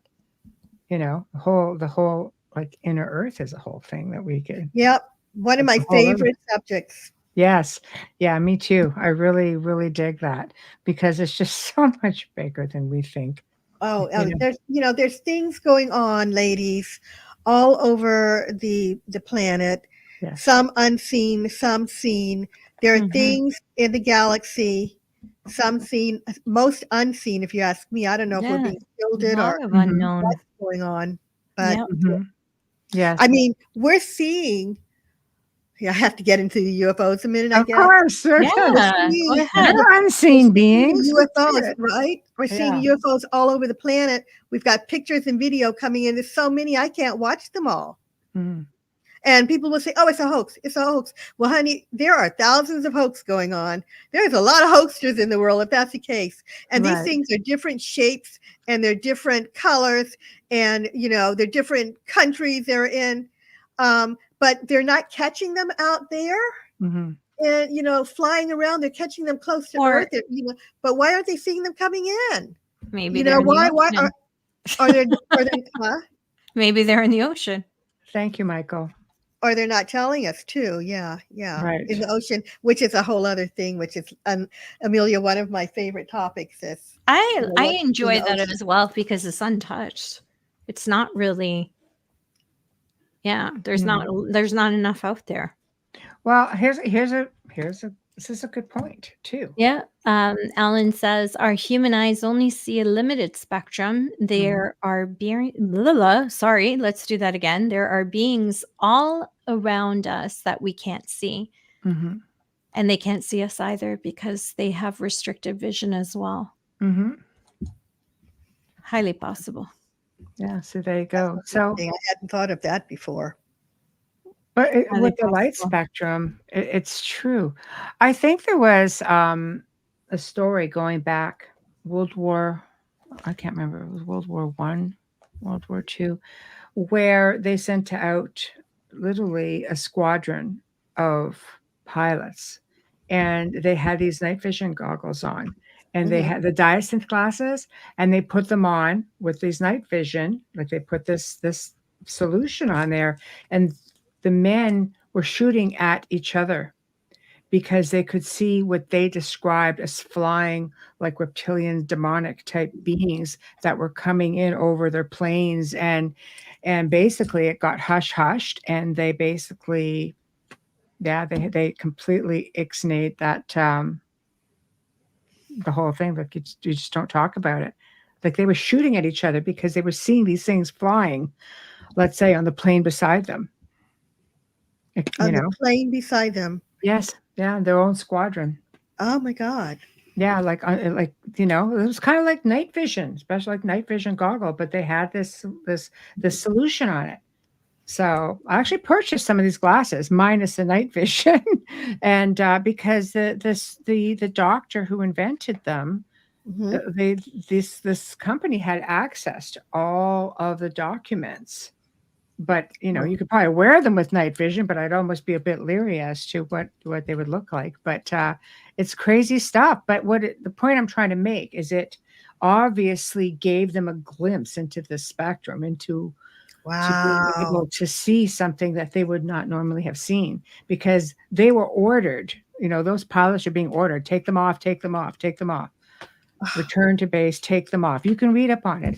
I would love to. Yes, okay. I'll try to find you a video on it. Yeah, it's crazy. It was crazy. So it's just like, there's stuff out there, man. Oh yeah, There's a lot of stuff out there. You see the oh my gosh, the film. What's it called? The Devil. Oh boy, I just completely went over. But anyways, you see the military that this police officer, who is a real person and is on my Facebook page, the story references his life experience with evil and demonics, and they were wearing those goggles when they went into the caves and seeing things. And when you said on off, that's what they were doing, because it was freaking them out. And that's a different story altogether. Because, the one that I watched a documentary on, just a short one, was the squadron. But, I mean, it was a military thing, so it doesn't surprise me. And it was only a certain type of goggle that was being used. They're numbered, and I guess it was like the certain old style series, something or other. Driving me crazy. Yeah, it's crazy. Yeah. No, it's driving me crazy that I can't remember the name, and I just commented on a post too yesterday. The glasses are cool. They are cool, and they're still out there. They're not. They're marine glasses. They're not on these night vision goggles. I'm sure they're out there somewhere, but no, somebody has taken all of the documentation, and they were able to recreate the glasses minus the night vision. So it's crazy because they're different lenses that you can do different things with. So it's pretty wild. Yeah. Very exciting stuff. I tell you, ladies, if I didn't have this work, if I wasn't in this research and this writing, I would be a little bored. This certainly keeps life, interesting, doesn't it? It's the life of high strangeness, which envelops it's such a vast, community of information. Like there's so much that you can dip your toe in with it that is out there, right into ancient history. There's so much. This whole thing about the unseen world and relatives connecting with us. They were talking about that in biblical times. The Bible talks about that, right? Yes. This isn't something new. So, I mean, people have been, incarnating in here forever for whatever reason they come in, and I'm trying to figure out how is it connected to, the extraterrestrial world, because everything is connected. There are we ETs from another world, and we created, we terraformed a planet to come and have experiences, because is heaven an ET world, basically? Well, I think if you set aside the conditioning that we as society have received from childhood into adulthood, the constant conditioning, I think if you can, as researchers, I think researchers can look outside the box and explore things like that, because things are connected. And you can't, the earth gives up her secrets. There are things coming up out of the water. There, the things pre-ice age. There are runes being found. We have technology now that allows us to find incredible ancient civilizations and structures. You can't just hide it. And it was here before. There are out-of-place artifacts that go back hundreds of millions of years. Somebody was here on this planet at some point, and there's no explanation that we have for some of these things. It doesn't mean, that it wasn't just a normal fact of life back in that time. And how many times do you see things, time travel? There's a whole other thing, time travel, where you're seeing things that look like they should be in our time now, but they're found, right? They're in locations that they shouldn't be in. Right, right. Did I have to encourage you ladies to read my Earth Galactic History. I talk about a lot of this stuff in there. Yes, we've been on the show with it. Yeah, right. I don't know if you'll ever have the time. I mean, we couldn't cover all of that. No. But I do talk about artifacts that that they can't explain, and put together a little list of things that you want to cover that we couldn't get to. We'll do a part 2 on it. And produce it, yeah. Oh, wow, yeah. We can do a part 2 on it for sure. Oh, yeah, we'd love that, because, you can't cover all that information in one show. I should come back and talk more about that. You can. There's lots of things we can do. Interesting comment here, if you can get that, Amelia. Yes, Exalt, thank you for chiming in, and thank you for being here. I thought that we are possibly a race of fabricated, self-replicating biomechanic beings. People think of nature as being beyond that, but what if there is something more advanced than this reality? Sure. I can't tell you how many times that goes through my head. I know. I think The Matrix did a series on that. Sure. Yeah. I know. I mean, we don't have all the answers until we leave this realm, this physical place, and we become part of that unseen world where we are not limited by the physical. And those who can leave the body can travel anywhere. But I think on a different scope of becoming part of that, like I said, unseen world, and you are made privy to a lot more that goes beyond our physical mind here.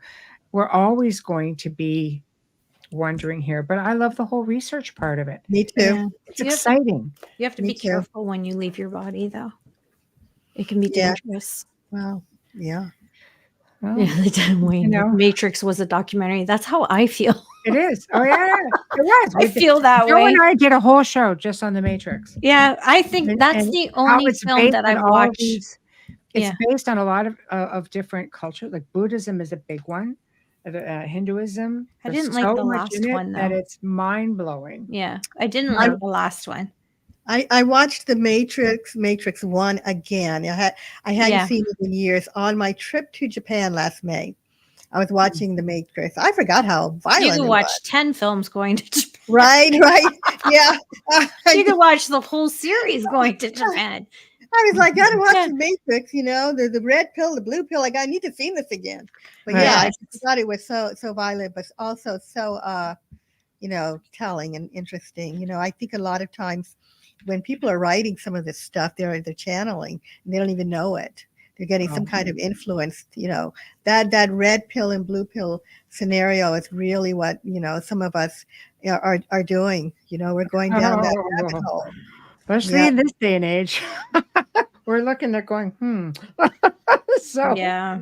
but you know what? We're at the top of the hour, and it's just been so much fun. We just love Always. having you on. It's Thank like you. a kindred spirit, and we Oh just yeah. sort of go all over the place and talk about everything. And I love it. I love the whole conversation feel of it. And I Thank you. love I your do too. stories. Yeah. I'm glad. Your We stories adore are you. amazing. Yeah. Aw, I adore you too. Yeah. Thank Well, you. this is Thank like you a- for having me on. I'd love to come again. Maybe we should do Galactic history too. Sure. Yeah. And Yeah. I sent you on Messenger the story. I finally found it, Deliver Us from Evil. And Okay. it's Ralph Sarchi's story. Okay. But I sent it to you so you can see it. And it's about the Marines that go in and what they bring back. Well, I will get right on that. Thank you. Yeah, the film's pretty cool. Okay. It was a good show. Yeah. It was Advil are really, blue and really good. Tylenol are red. Coincidence? Hmm. They're blue? Oh, okay. Mine are clear. So I'm screwed. Because I have the gel caps. I will be in touch, Constance. I will be in touch. Okay. Yeah, I didn't quite get that, Amelia, but okay. It's okay. It All right. was nothing important. It was Thank you Wayne for and I. joining us. Okay. All right, Thank ladies. you. Thank you Mwah. for having me on. Take Thank good you care. so much. See you soon. Mwah. Love Bye. you. Love you. Bye. Good night. Good night.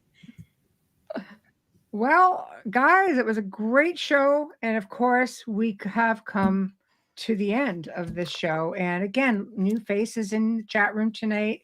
And again, pleasure, guys. You guys are awesome. You guys make it that much more fun. We Just couldn't. saying. Yeah, we couldn't be doing this long without you. No, you guys make it that much more fun. Yeah. So next week on Wednesday, we're going to be welcoming for the very first time Gail and Mel Willis from Lucky Paranormal. And we don't do a whole lot of paranormal stuff per se, but they are going to be putting on the very first Lake Superior Paranormal Convention. And yeah, I know. And they're going to be talking about all kinds of haunted tales and cryptid stuff from northeastern Ontario, Canada, which has a lot of stuff up there. I know because I've been. Superior's got a lot of stuff up there. Superior's got a lot of bones. Yeah. So it's going to be very, very interesting. Thursday, we welcome back our very, very dear friend and special guest, Michael Carter. Many of you guys will know him from Ancient Aliens, and he's done all kinds of great stuff. He's a frequent flyer here on the show. Yeah. He's been on several times.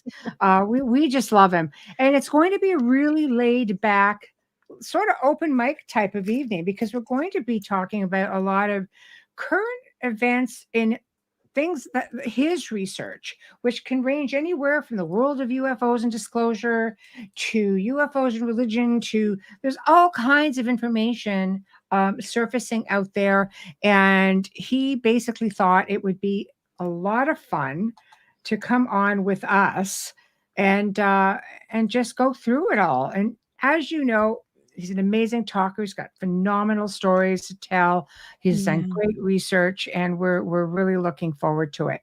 So remember, guys, go check out the archive for the shows. Will be up on Roku, hopefully within the week. Hopefully, if our Grand Poobah has gets on it. And I know. And big thank you to Constance Victoria Briggs for joining us tonight. She's just always so delightful. Thank you to Folgers Coffee for sponsoring us tonight and every night.